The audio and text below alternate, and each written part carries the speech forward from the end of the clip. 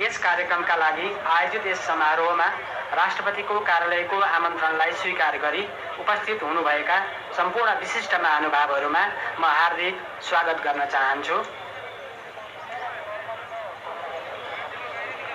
अब म सम्माननीय राष्ट्रपतिज्यू समक्ष प्रधानमन्त्री पद तथा गोपनीयताको शपथ लिन नवनियुक्त सम्माननीय प्रधानमन्त्री श्री बालेन्द्र शाहज्यूलाई सादर अनुरोध गर्दछु।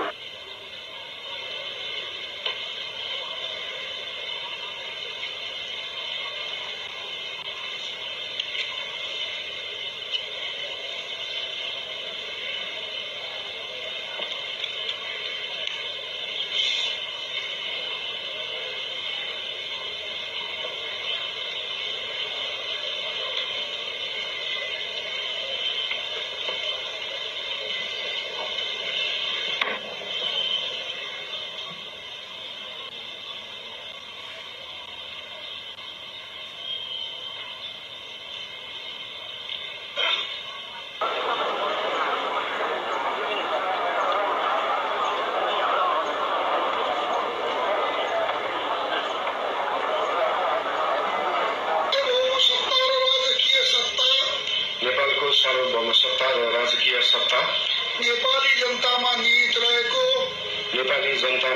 रहेको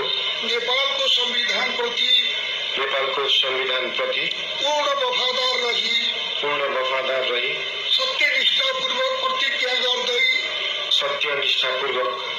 गर्दै ईश्वर,